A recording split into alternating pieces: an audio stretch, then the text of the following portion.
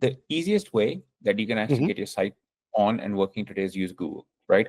Google is the lowest funnel marketing approach, i.e. what that essentially means for me is that when people are searching a product on Google, it means they have an intent to buy it.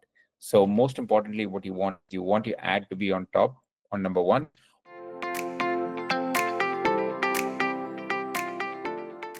So Ronnie, I was looking at our notes here, and at first I scanned over it, but we'll go back to it said that you've lost 48 kilograms. And that didn't mean much to me until I did some conversion because we're here in the States, we go by pounds. So you've burned off 105 pounds. Is that right?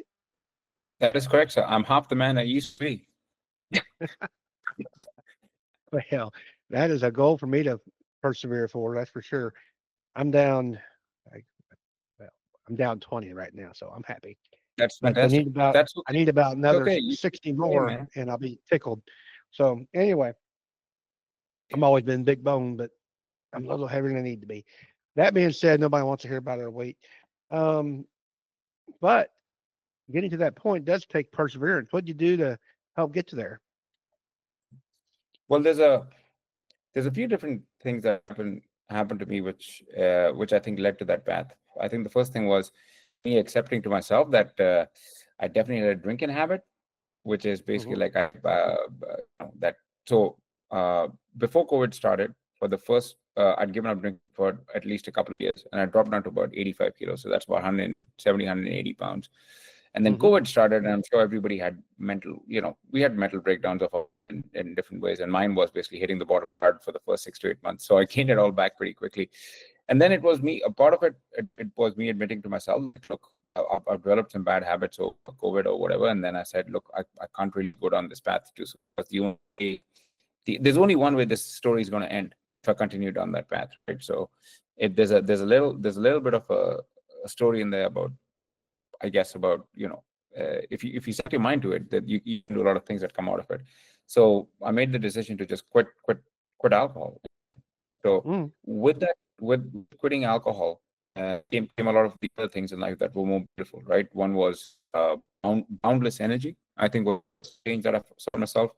Number two was better sleep. Number three was the willpower, right? Exercising willpower became extremely, extremely easy for me because, I can go to a pub and just have a couple of soda water and just go home. Like there's no goddamn issues, right? It's like end up telling people upfront, it's like, look, if you want to hang out, we'll hang out, but I'm not coming out for drinks. That's pretty much it.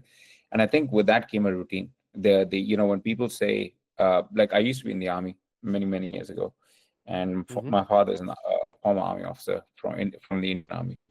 And when I look at my life now, I kind of would like to believe that it's kind of like an army life, right? I get up at 6:30, I work for 4-5 hours, I go to the gym for a couple hours, then I come back and I work, and in the evening probably, and then more work. So my life is both in the grand scheme of things, but it's a very focused life, and it's a very fulfilling life because I go to bed very extremely happy with most days with what I'm putting out there. How has that affected your business? Business tripled. Business Really? started going. Yeah. I mean, there's something to be said. This year and last year it dropped off a little bit, but there's a mix of like COVID. There's a mix of everything else because I'm in the online space, right? So a lot of things started going right. But there's also a lot of things that started. That it helped me launch a couple of companies. It helped me launch Office, which is a competitor to Microsoft Office, which is more so focused on customer privacy and data. Whenever you're looking and working on products, believe it or not, there are things of your data that Microsoft actually captures without you even knowing it. So I said, look, this is all hogwash, right? And I'd like people to be able to have a simple word processing app that they can use on their computer without anybody, without Big Brother looking over your shoulder. It sounds kind of woo-woo, but for me, it was important that, the last bastion of our privacy, we've given up most of it with social media. I understand that, but it's also like, you may as well have look over your last will and testament and the deeds that you're making for your loved ones, right? So that was one thing, personally speaking, I'm not a biohacker, but I also started finding out supplements, which, because I found out through trial and error that I'm very, very susceptible to any form of drugs, drugs as in like pharmaceuticals. So I started like figuring out, okay, well, is there something that I can actually take in very, very minute doses? It could be like, so for even if I take like 0.5 mg of melatonin, for example, I have nightmares. So for me also, I'm like, I can't be the only one who's having these issues, right? So it was kind of like finding pain points that affected me in my weight loss journey, and then, in my daily routine, which I'm like, okay, it's something which is not pharmaceutical related, for a supplement brand, which I'm working on right now to launch, other than watch and all these things that I do on a daily basis to help there, who might be in the same position as me. So it's nothing that comes out of like, oh, uh, I'm a tech pro, but more so like, hey, can I do something to help people who are in the same boat with me, right? So I'm sure there's people out there. So that's where all these things came from. Sure. So my listeners, we talk about, and I like discussing, we talk about we're contractors and building stuff, but we also want to think big. And thinking big is part of what you talk about.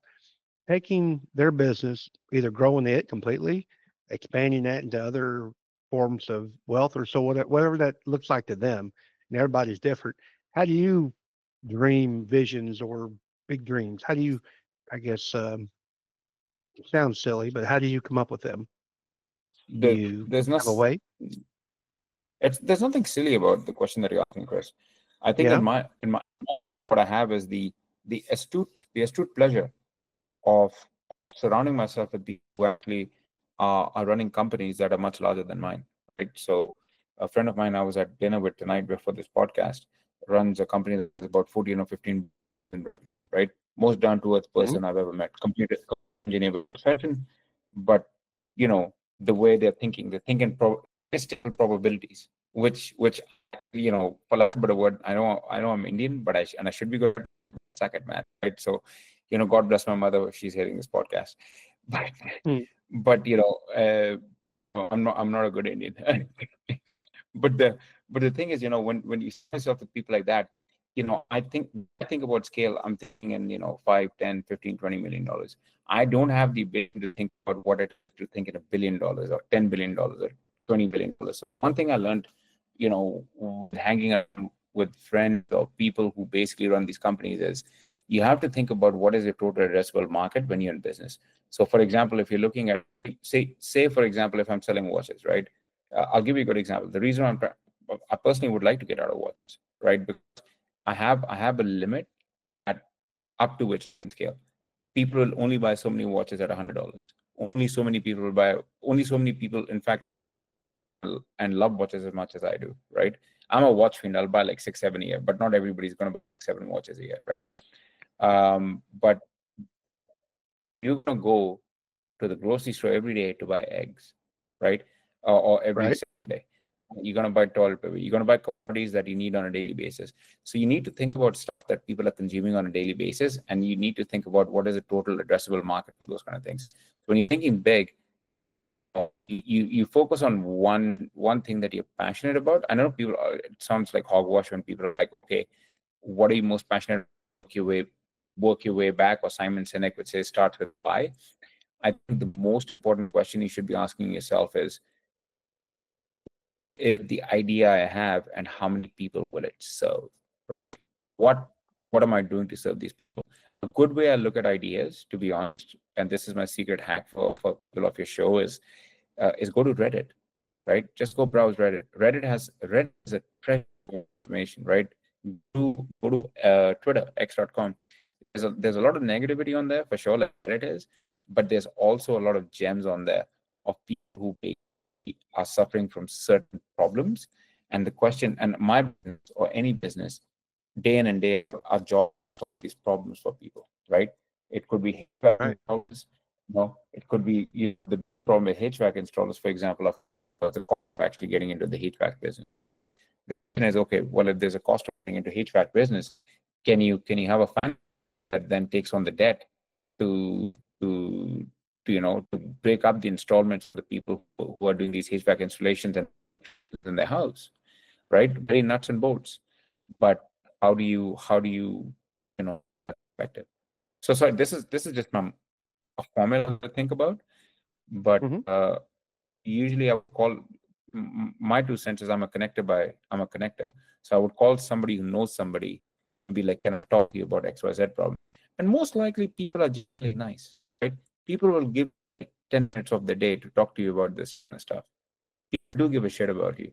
I think I think yeah, I mean, look, it sounds kind of weird. I think what's happened with social media is what we thought 10 years ago or 15 years ago was supposed to be connecting has actually driven us further apart than actually bringing us back together, because people are just happy sitting on the couch, sending likes on Instagram or just commenting on your Facebook posts, which is messed up if you think about it, right? Mhm. Well, you mentioned, and actually you're leading into this next question perfectly. You mentioned, you had dinner and with other people who are actually bigger companies than yours, and that's helping you create thinking big and vision. Meaningful connections. You mentioned, I see in the notes here that you believe highly in those, and you kind of mentioned that right there. How do you create a meaningful connection with the way social media is today? Is it the same, or do you still reach out via phone, or you send them a PM, a personal message? How do you do that these Yeah, days with all yes, social media? very, very, very interesting. So I'll give you two different ways of doing it, and I'll give you the watch way because I'm a watch enthusiast. I message watch collectors from around the world. When I had Instagram on my phone, I deleted it now because I think it's a waste of my time. It sounds weird. I shouldn't be doing it, but I did. I was just like, dude, I don't want this on my phone. Um, and uh, and essentially, uh, when I would do it, I would tell these people, that, hey, this is Ronnie. I really like XYZ watch of yours. Be in your area in the next couple of weeks. Do you think you have time for me to discuss your hobby a little bit? You're talking about people who have a certain hobby. They love this hobby. And chances are they'll invite you to their house. You're gonna have tea or coffee with them, and you'll talk about their passion. And I'm passionate about it, so we can talk about it for hours. Some people love the wine and whiskey, right? Unfortunately, I can't talk much about wine, but whiskey I use a little bit of an idea about a little more. But Yeah. you can riff for hours on this. Now let's bring them back to business. Most people, when they walk into somebody's office, it's more like, right? So the Chinese have a very interesting saying about this. They always in Chinese philosophy, this philosophy, not reality, but um, what about doing business with the Chinese is you give before you receive. So even before you've actually walked through the door to offer somebody something, I think it's important to give them something that they want, right? You connect Hmm. them, you help them out. So for example, if you want to work with a certain sort of an agency, like an ad agency or a market, my way of approaching would be I would introduce them to a client, hoping that they are successful with them. And then you don't ask for anything and you give value. You give value about 6, 7, 8, 9 times, right? And then maybe this is who I am, this is what I'm going to do. Chances are, if you've done like things for somebody, at the end of the favor, chances of saying no are probably minuscule at that time, right? So, Yeah. you have it in the Bible, you have it in different verses, you have it in different religious texts. I'm a religious, the deal with kindness. It's Yeah. true. It's true in business. It's everywhere. And I think like if you live your life by those means and models, I think there's a lot to say about it. Now, you live in parts, so you said that sometimes Bangkok, sometimes Vancouver. Yes, sir. Is there is there a difference in your approach based on the culture, or does it work the same in both places? Well, there is. I haven't had difference in approach. Canadians, but so India is very different. India, uh, Hmm. in India, and what India wasn't really necessarily what I would call good principles of business. There are principles of doing business and how you should do it, but necessarily follow them? Probably not, because in India, because of the size of the population, people are happy to burn bridges and just move on. Okay. Uh, C- Canadians That's kind of funny. So anyway, are sorry. very different.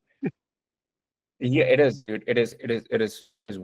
is weird. I don't know how to explain it to you. It's like some of the Chinese businesses are similar to Indian businesses because you have such a big population. People just decide they can burn the bridge and move on, and they'll find somebody else, So they in for it to make a buck. You know what we call in Yeah. American culture a hustler, right? That kind of a person. Right. You come out of it feeling naked, and you're like, dude, that I feel like shit. I probably won't ever do business with this person ever again.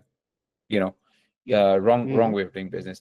When I moved to Canada, I understood not the North American way of doing business, which is A, longevity, B, it was about value, and C, it was about, hey, and C, it was relationship building, right? But then I moved back to Asia as an adult with those Canadian and North American of business, and I discovered other new principles of business which the Chinese had, which was art at a certain level. It's not like you're walking off the street guy. You had some credibility, you had some street cred, and then you could have these interesting conversations with people about, giving value and understanding these things. So, for example, if you were to see walk into, I just applied now, which is if you were to see me walk into your offices today for a business meeting or something, I don't come in empty-handed. I come in with a bottle of scotch and something for the kid, something, right? It's my job to do that research for you. Something for the wife, something for the kids, something for the family. I'm there to that's the crux of this is I'm not building a relationship with you. I'm building a relationship with your family, right? Gotcha. You as an individual are probably to 10 people knocking on your door every day for business. But what probably sets me apart is I came in thinking about the whole family.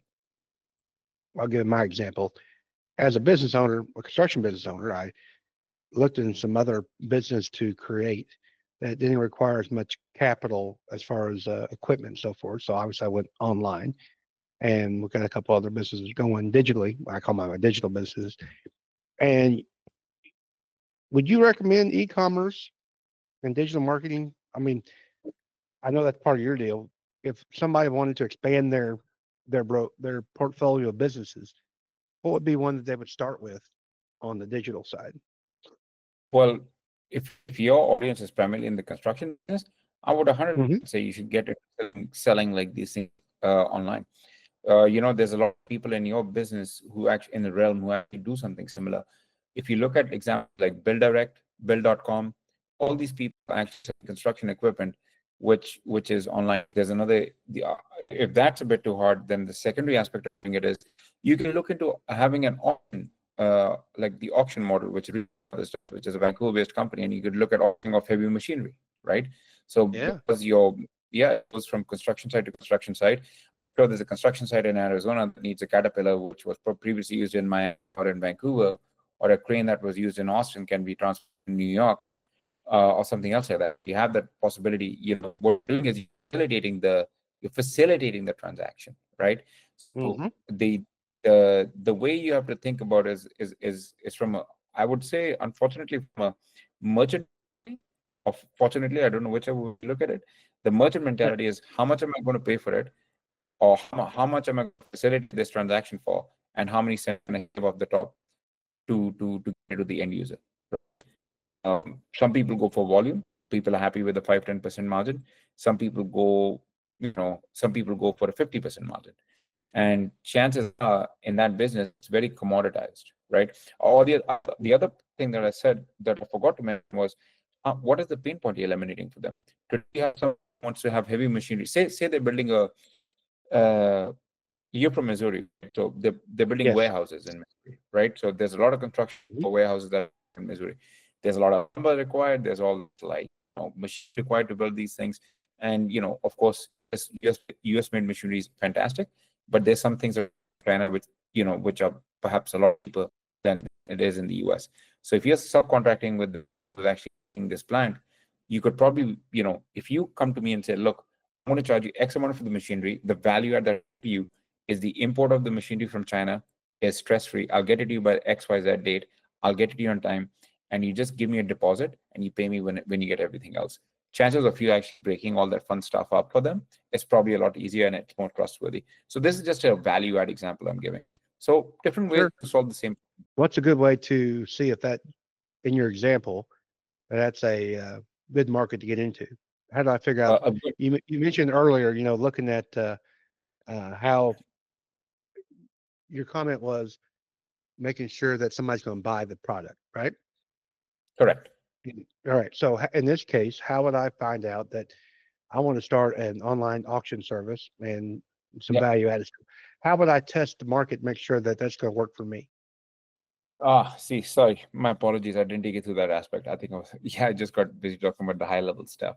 If I were to ever like go in and actually like focus on the easiest way that you can actually Hmm. get your site on and working today is use Google, right? Google Yep. is the lowest funnel marketing approach, i.e., what that essentially means for me is that when people are searching a product on Google, it means they have an intent to buy it. So most importantly, what you want your ad to be on top on number one, or if you're searching in a particular area. So, for example, if I'm looking for places in, let's say, Missouri or Kansas City, Missouri, Yep. right? I'm Sure. looking for construction, somebody who's selling Caterpillar equipment, right? I would make a page for Caterpillar equipment in Missouri, make the whole blog page and talk about different kinds of Caterpillar equipment that exist, add Hmm. value to the user to educate them exactly what Caterpillar machine is used for what purposes.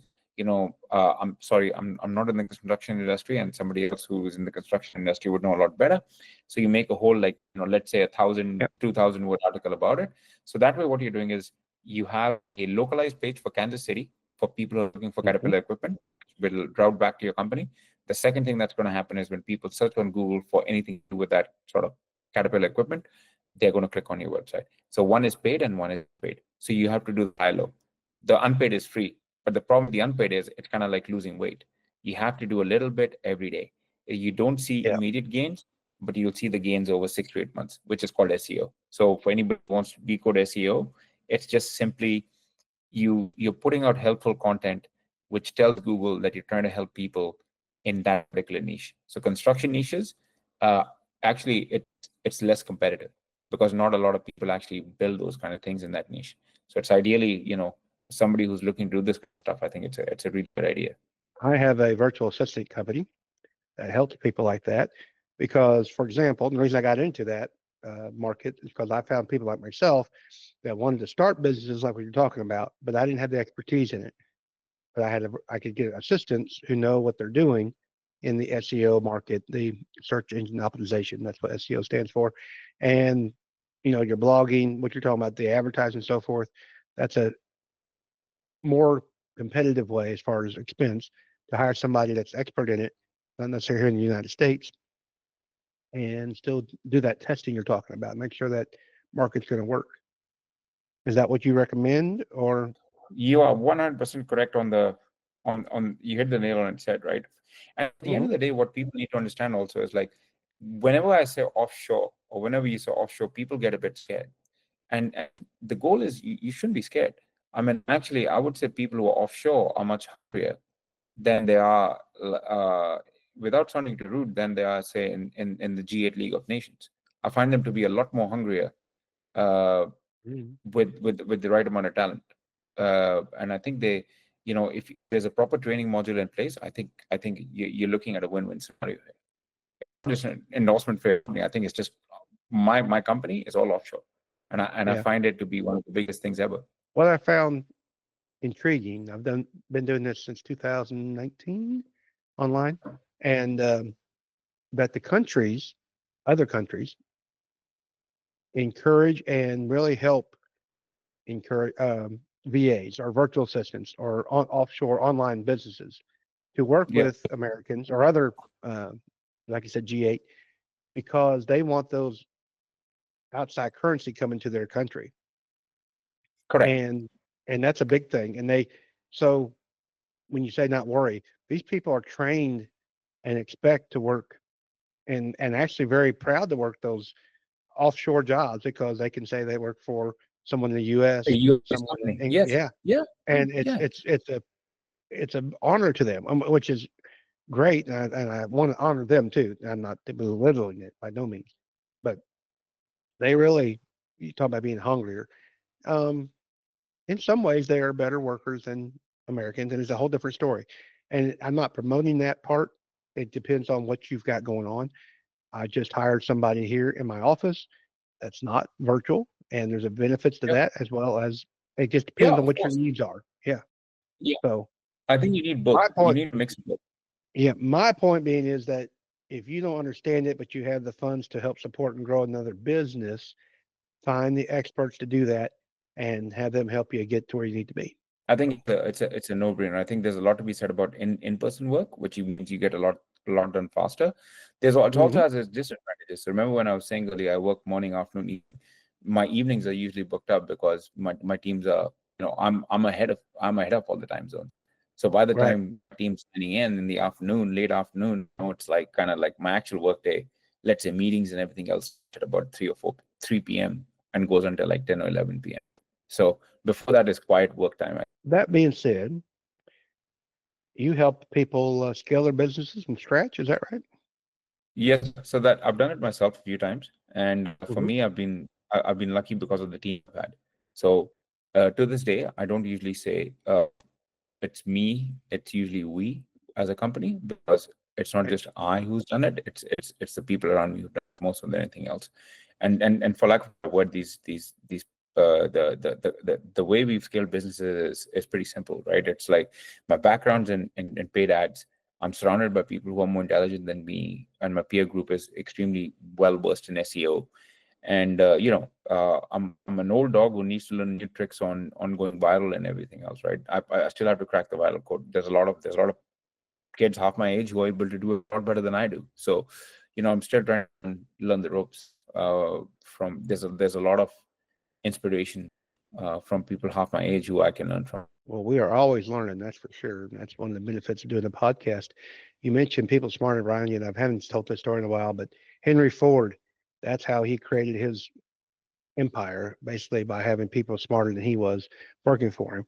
And in my case, it's not hard to get people smarter than me because, but Ronnie, we thank you for your time today. How would somebody get hold of you if they wanted to talk further with you on or starting up a business or so forth? You can always reach out to me on LinkedIn. My name is Ronnie, Ronnie, last Teja, Teja. Just look out for me, or you can just pop my name in Google, and all my social media links should follow through on that. Awesome. And you can also find Ronnie in our show notes. And as always, if there's something you like hearing today, want to discuss further VAs or starting your business or expanding your current business, you can get a hold of me down in the show notes below. Set up a free consultation call. And Ronnie, we appreciate your time today. It is getting late, but you're probably just getting started over there in Bangkok, Yeah. right? Yes. All right. Well, thank you very much. You guys have a wonderful day, and we'll see you, I guess, next Tuesday. Talk to you later. Bye bye.